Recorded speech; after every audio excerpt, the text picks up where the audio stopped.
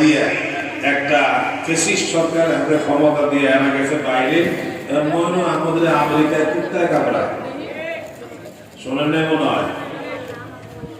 এরপরে জিরাটা বসাই দিয়ে গেছে এটাই 15-16 বছর লুটপাট কইরা আলেমন আমাদের জেলখানায় বইরা হেড কাভার ডান্ডা বেরি লাগাইয়া ওয়াজ মাহফিলে বাধা, জুমার বয়ানে বাধা, স্টেজের মধ্যে বাধা এবং ওলামায়ে কেরামদেরকে বিভিন্ন রকমের হয়রানি কইরা তাওহীদি জনগণকে বিভিন্নভাবে হয়রান কইরা আয়না গট্ট সব বানায় দিয়া আমাদের সব ইমানি শক্তিকে দুর্বল করে দিয়ে গেছে। ঠিক না বেটি? 2024 সালের 5 নভেম্বর আমাদের আবার ঈদের চাঁদ উঠছে। 5 আগস্ট আবার কি উঠছে? ইসলামের চাঁদ আবার উঠছে। এই জন্য ইমানদার আমরা ধার দিতে পারি, সামনে সুন্দর ক্ষমতা আসার জন্য ভালো মানুষ পাওয়া যাবে। আর বোতারা এখানে যেই কপাল সেই মাথা, কথা কয় না, কথা কয় না, যে লাউ সেই কদু কয়নি, যেই কপাল সেই মাথা, ফিরা ফিরা কপাল আতা।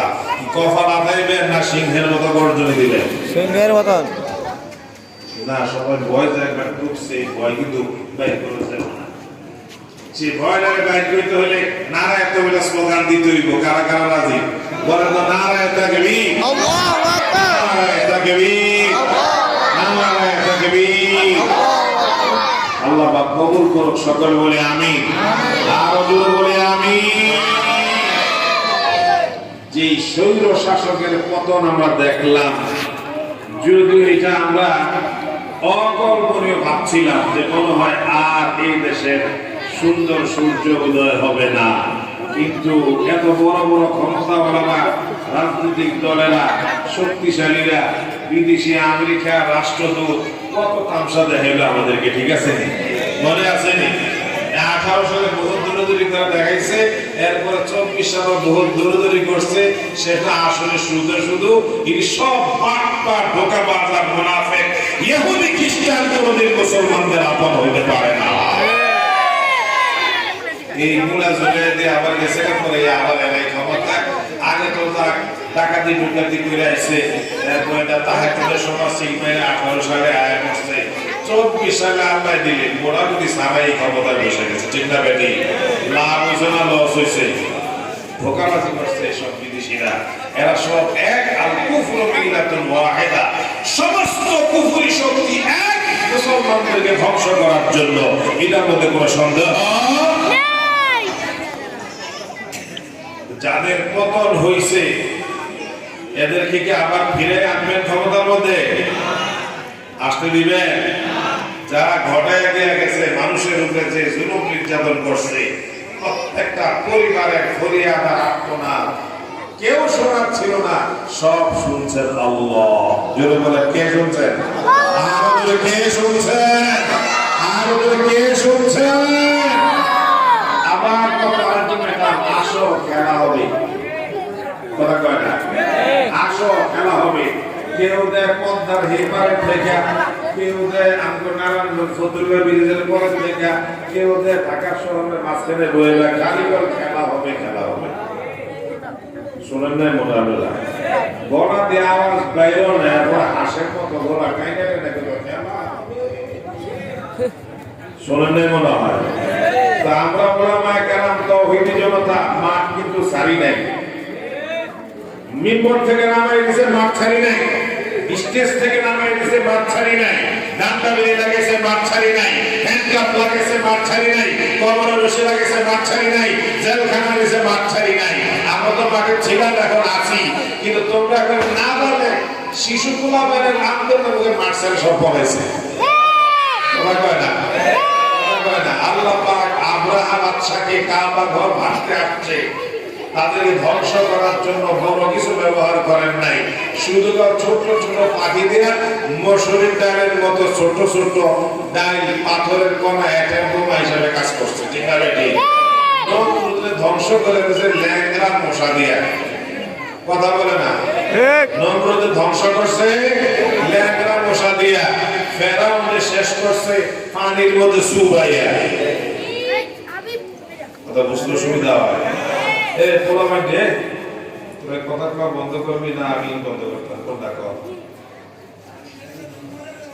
কথা কবিয়া এদেরকে বেশি কিছু কম যে মনে করেন হেরাই কয়দিন পরিছে ওয়াজ করবো কথা কয় এরাই ইমামের মসজিদের মিম্বরে খুতবা দিব, এরাই আন্দোলনের কর্মসূচি দিব, এরাই দেশের জনগণের ইমানি চেতনা জাগ্রত করে ইসলামী রাষ্ট্র কায়েম করার জন্য ময়দানে সুপারস্টার হয়ে কাজ করবো। ঠিক না বেটি?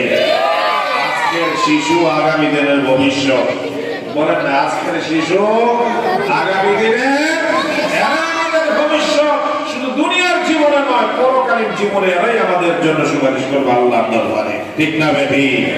এই জন্য এদেরকে ছোট হওয়ার কোনো সুযোগ নাই।